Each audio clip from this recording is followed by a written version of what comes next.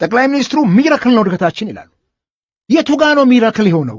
የዳዋ አንጀት ውስጥ ጠብ አድርጎ ልጆቹን አጉርሶ ማኖር ካልቻለ ነዳጅ የማይቀሽቡና የማይሰርቁት 42 ብቻ መሆናቸው ተነገረ። ሰበር ዜና። የፌዴራል ፖሊስ በኢሃፓ አባላት አቶ አበበ አካሉና አቶ ይስሐቅ ወልዳይ እንዲሁም በፓርቲው ጠበቃ አቶ አበራ ንጉስ ላይ የሽብር ጥቃት ለመፈጸም ተንቀሳቅሰዋል ሲል ወነጀለ። ሰበር ዜና አለ። በአማራ ክልል ህይወታቸውን ላጡ የሶማሌና የጅቡቲ መንግስታት የሐዘን መግለጫን አወጡ።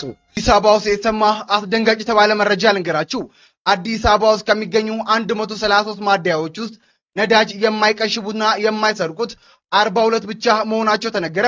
አዲስ አበባ ውስጥ ከሚገኙ 133 ማደያዎች ውስጥ በታማኝነት ከሌተር ያልጎደለ ነዳጅ የሚሸጡት 42 ብቻ መሆናቸውን የከተማዋ ንግድ ቢሮ ተናግሯል ሲል ሸገር ኤፍኤም መረጃውን አጋርቷል። የነዳጅ መግጃ ማሽኖቻቸው ቴክኒካዊ በሆነ መንገድ ሆን ብለው ሌተር ቀንሰው እንዲቀዱ ማድረጋቸውን ባደረኩት ድንገተኛ ፍተሻ ደርሼበታለሁ ሲል የነዳጅ ግብይትን የሚቆጣጠረው የከተማዋ ንግድ ቢሮ ማስታወቁን የተነገረው። ታዲያ 91ዱ በዚህ ቅሸባ በተባለው ሌተርን የማጉደል ተግባር ሲፈጽሙ ከተገኙ ማደያዎች መካከል 64ቱ በማስጠንቀቂያ ሲታለፉ 21 ማደያዎች የመጨረሻ ማስጠንቀቂያ እንደተሰጣቸው እንዲሁም 3 ማደያዎች ክስ እንደተመሰረተባቸውና የቀሩት 3ቱ ከስራ መታገዳቸውን ሸገር ኤፍኤም አክሎ ዘግቧል። በዚህ ጉዳይ ላይ ያላቸውን ሐሳብ አስተያየት ኮሜንት ላይ ጻፉልን። ሰበር ዜና። የፌዴራል ፖሊስ በኢሃፓ አባላት አቶ አበበ አካሉና አቶ ይስሐቅ ወልዳይ እንዲሁም በፓርቲው ጠበቃ አቶ አበራ ንጉስ ላይ የሽብር ጥቃት ለመፈጸም ተንቀሳቅሰዋል ሲል ወነጀለ።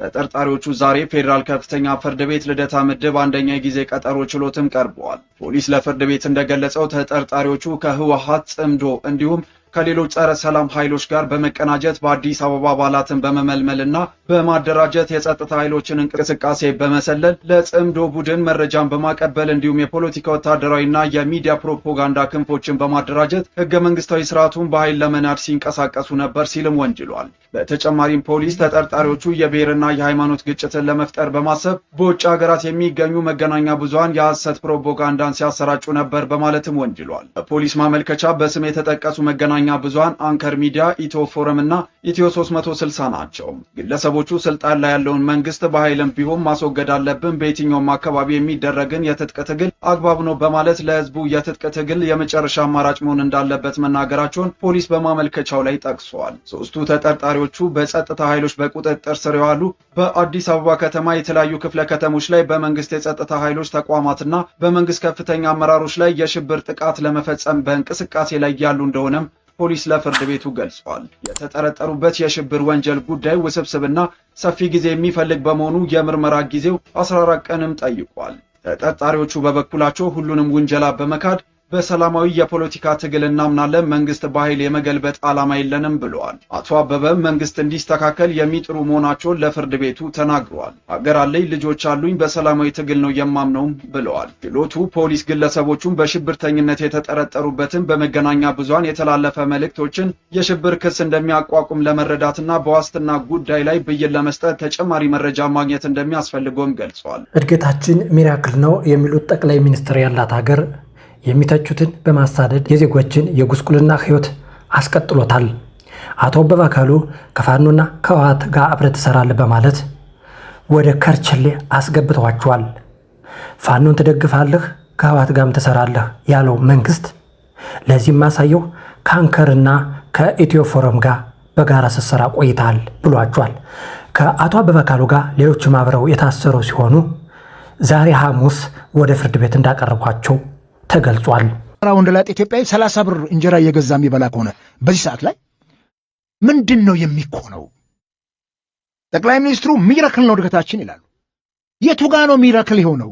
የዳዋ አንጀት ውስጥ ጠብ አድርጎ ልጆቹን አጉርሶ ማኖር ካልቻለ የቱ ጋ ነው ሚራክሉ?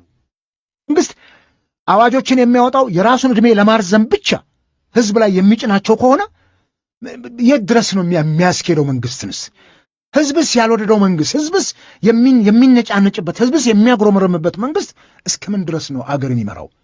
ይህን ቆም ብሎ ማሰብና እነኚህ አዋጆች እኔ በጣም የሚገርመኝ ፓርላሜንታዊ ይሁን እንጂ የኛ ሀገር መንግስት ቶታሊ ፕሬዚደንሻል ነው ይመስለው። ኦልሞስት ከጠቅላይ ሚኒስትር አብይ መምጣት በኋላ ፕሬዚዳንታዊ ነው ይመስለው። አብዛኛው ስልጣን እሳቸው እጅ ላይ ነው ያለው። ይሄንን በኮሌክቲቭ ሊደርሺፕ እየመሩት ያለ አይመስለኝም። አንዳንድ ጊዜ በራሳቸው ጊዜ የሚሰጧቸው ውሳኔዎች አሉ። ምናልባት ያደጉት ሀገሮችና አሜሪካና ትራምፕ የፈለገ አዋጅ ቢወጡ ያንን ያወጡት ናቸው ለህዝብ የማይጠቅም ከሆነ ለሀገር የማይጠቅም ከሆነ ይጥሉታል፣ ያፈርሱታል፣ ያመክኑታል። እኛ ሀገር ላይ አይታሰብም። መሞገት እንኳን አስቸጋሪ ነው የሚሆነው። ፓርላማው እጁን ችቦ አድርጎ ያወጣና ያጸድቃል።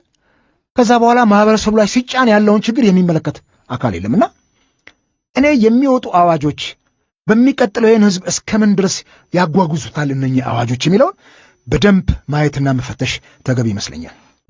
የኑሮ ውድነት፣ የኢኮኖሚ ጫናው፣ የዜጎች ደግሞ ያላባራ ጥያቄ ተበራክተው ባለበት ነው እንግዲህ እነዚህ አዋጆች እየወጡ ያሉትና በተለይ ከግብር ጋር የተያዘው የነዳጅ ከነዳጅ ጋር ተያይዞም ሲወጡ የነበሩት ነዳጅ መኪና ላለውና ለሚያሽከረክረው ሳይሆን ለሁሉም ሰው መሰረታዊ ነገር ነው። እንግዲህ የምርት አቅርቦት ከከተማ ከተማ የሚጓጓዝበት ነው። ሁሉም ነገራችን ከሌሎች ከተሞች የሚመጣ ነው። በተለይ እዚህ አዲስ አበባ ላለው ነዋሪና የነዳጅ ዋጋ መጨመር ኑሮ ላይ ምን ያህል ጫና እየፈጠረ እንደሚሄድ የታወቀ ነው። የገንዘብ እንደገና ደግሞ ዋጋውም ይታወቃል። እነዚህ ነገሮች ላይ ትኩረት አድርጎ መስራት እስከዛሬ መንግስት መስማት እያቃተው የመጣው እንደው እርሶ እንዴት ነው እያዩት ያሉት? መንግስት ምንም እየሰማና መፍትሄ እያበጀልን አይደለም የሚሉ ጥያቄዎች ተደጋግመው ይመጣሉ። እኛም በተደጋጋሚ እንሰራለን፣ የምናየው ነው። የግሽበቱ ግን በዚህ ያህል ደረጃ ቀንሷል ይላሉ የገንዘብ ሚኒስትሩ። በዚህ ያህል ደረጃ እድገት አለ ይባላል። ጠቅላይ ሚኒስትሩም ተደጋጋሚ ሲሉ ነበር። እድገት የዜጎች ኪስ የሚገባና ለዜጎች ዳቦ የሚሆን ውጤትን ማሳየት አለበት የሚሉ መከራከሪያዎችም ይቀርባሉ። የእድገት አስተሳሰቡ ራሱ እየገባን አይደለም። እኛ ወደ ታች እያልን ነው። ሀገር አድጋለች ይባላል። እድገቱ ለኛ ትሩፋቱ መቼ ነውና ከብዙ ጥያቄዎች ቀዳሚው የኢኮኖሚን ጥያቄ ነው። የተትረፈረፈ ኑሮ ሳይሆን ባለን እንዴት እንኑር የሚለው ነው ምላሽ እያገኘ ያለው ነው። አቶ አበበ በዚህ ላይ ምን ይላሉ? እንግዲህ አንድ መንግስት ስልጣን ላይ የሚወጣው የህዝብ ጥያቄዎች ተገቢው ምላሽ አቅም በፈቀደ መጠን ተገቢው ምላሽ እንዲያገኙ ነው። በተለይ የኢኮኖሚ ጥያቄ ወሳኝ ነው። መንግስት ዜጎቹን አጥግቦ ማኖር የማይችል ከሆነ የከፋ አደጋ ከፊት ለፊቱ ይጋርጥበታል። ይህን በደንብ ማስተዋል መቻል አለበት። ዜጎች የዕለት ጉርሳቸውን ሸፍነው መኖር ካልቻሉና መንግስት ዜጎች የዕለት ጉርሳቸውን የሚሸፍኑበትን እድገት ማምጣት ካልቻለ የቱ ጋ ነው እሱ እድገቱ? ሰው እየተራበ እየታረዘ አቅም አጣሁኝ እያለ ለልመና ጎዳና እየወጣ ህፃናትን ማሳደግ አቅቶት ወደ ከተማ እየላከ ደላላዎች ህፃናትን ሰብስበው አምጥተው ትልልቅ ከተሞች ውስጥ እየበተኑ በልመና እያሰማሩ ይሄን አይናችን እያየ እኛም በየጓዳችን በየቤታችን አንድ ኢትዮጵያዊ አንድ ተራ ወንደላጤ ኢትዮጵያዊ 30 ብር እንጀራ እየገዛ የሚበላ ከሆነ በዚህ ሰዓት ላይ ምንድን ነው የሚኮነው? ነገ እኮ እነኚህም ነጋዴዎች እኮ እነሱ ጋር ሄዶ የገንዘብ መጠኑ በዚህ ደረጃ ቀነሰ እኮ የትኛውም እኮ ሰራተኛ ሄዶ እኮ ሆቴል ውስጥ መጠቀም አይችልም። አሁን ባለው ሁኔታ እየተጠቀመም አይደለም። ከዚህ አንጻር ይሄ ኢኮኖሚ አድጓል ብለን ስንል ለማን ነው ያደገው? እኔ ቡልቻ ደመቅሳ ነፍሳቸውን ይማረውና ፓርላማ ላይ የኢትዮጵያ ኢኮኖሚ 11% አድጓል ሲሉ ዛሬ በየቲክቶኩ እንደ ቀልድ እንስቅበታለን። የኢኮኖሚ ጠበብት ናቸው እሳቸው፣ በጣም የታወቁ በወርልድ ባንክ ደረጃ የሰሩ ናቸውና እንደው እንደ መሳቅ እናድርገው። የእሳቸው የጥያቄ አቀራረብ እንደው እንትኑ ገርሟቸው ግርምታቸውን እኮ ነው ያጋቡብንኛ ላይና እኔ ሁልጊዜ እሱን ደጋግሜ ሳየው ቲክቶክ ላይ በጣም ነው የሚገርመኝ። ምን ትርጉም አለው? ሰው ጠግቦ ካልበላ ጠቅላይ ሚኒስትሩ ሚራክል ነው እድገታችን ይላሉ። የቱ ጋ ነው ሚራክል የሆነው? የድሃው አንጀት ውስጥ ጠብ አድርጎ ልጆቹን አጉርሶ ማኖር ካልቻለ የቱ ጋ ነው ሚራክሉ? ሚራክል ነው እኮ የሚባለው እድገት የሰዎችን ኑሮ እኮ አሻሽሎ ነው። እድገት ካለ የእያንዳንዱ ዜጋ ኑሮ መሻሻል አለበት። ኑሮውን የዜጎችን ኑሮ ያላሻሻለ እድገት የቱ ጋ ነው ያለው? የምንገነባቸው ፎቆች፣ የምናለማቸው መናፈሻዎች፣ መዝናኛዎች ከሆኑ እሱ ለጥቂት ሰዎች ነው። ምናልባት ወደፊት ዓለማችን በዚህ የምትቀጥል ከሆነ የጥቂት ሰዎች መኖሪያ ብቻ ልትሆን ይችላል። ድሃ የሚባለው አካል ተጠራርጎ ሊወጣ ይችላል፣ ከምድርም ሊጠፋ ይችላል። በዚህ አይነት መልኩ የምንቀጥል ከሆነ ሰበር ዜና አለ።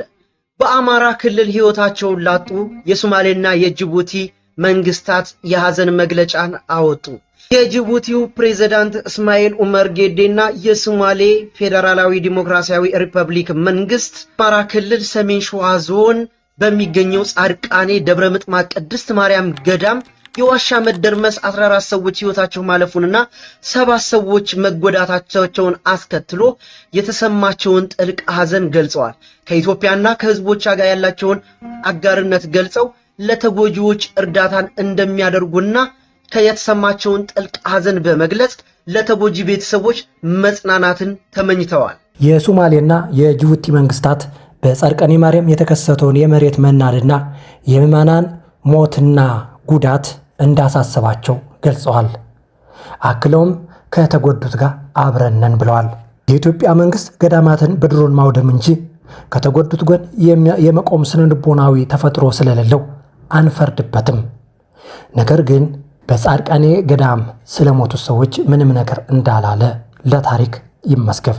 በሌላ ጉዳይ በአዲስ አበባ ከተማ ውስጥ 133 የነዳጅ ማደያ የሚገኙ ሲሆን ከነዚህ ውስጥ 31 ብቻ በትክክል የሚሰሩ ሲሆን ቀሪዎች 69% ወይም 90 ማደያዎች ነዳጅ ሲቀዱ ማሽኑን በውሸት እንዲቆጥር ስላደረጉት ብዙ ህዝብ ሲመዘበር መቆየቱ ተገልጿል።